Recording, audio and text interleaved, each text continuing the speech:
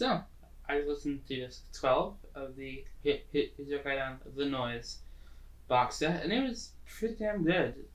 For some reason, it opens with a 3-minute track, and it has three like 15 to 20-minute tracks. And usually, when it does that, the short one is like some kind of outlier, like a jazz track or like a clip of some guy vomiting.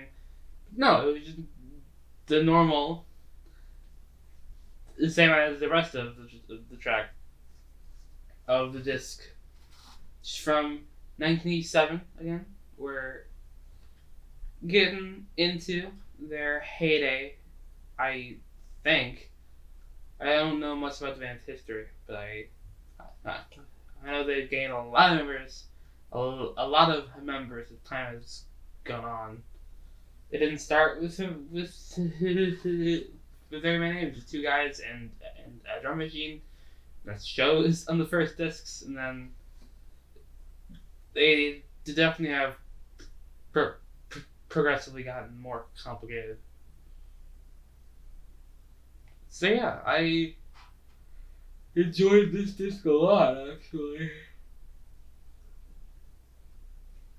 It had a lot of solid stuff going for it. It was,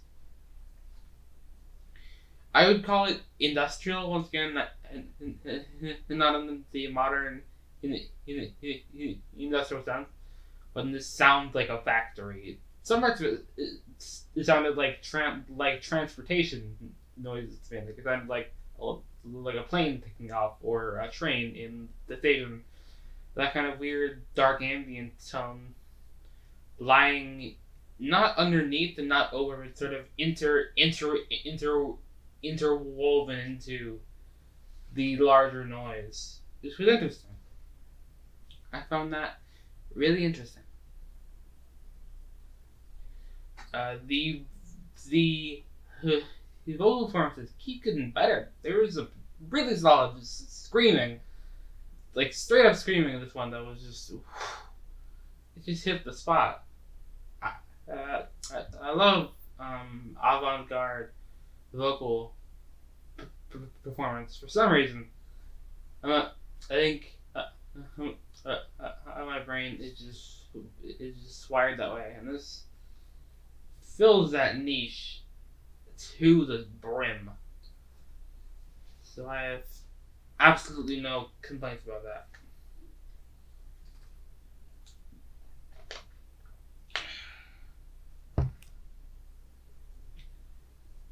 It's more dancing around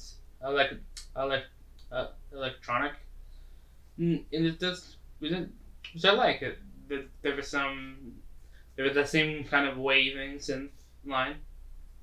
It wasn't the synth wave. It was like a noise version of a sine wave. That same kind of progressively building combination of the analog with the real, or the real with the electronic rather. And I enjoyed all of it. It was hard. It's hard to pin down because it really does just flow so well that you can't point to one thing like this is the good part. It's all required. The random 30-second excerpt of one of the 20-minute tracks would not be as effective as the whole thing from the back. I truly thoroughly believe that. And these discs are proof, if nothing else. They are proof that you need this kind of long form production in order to have any real production.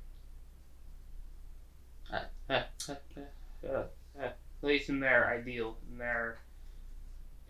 their idea, what they want it to be. It feels realized. It feels like it's not some slapped together compilation. It is a coherent experience.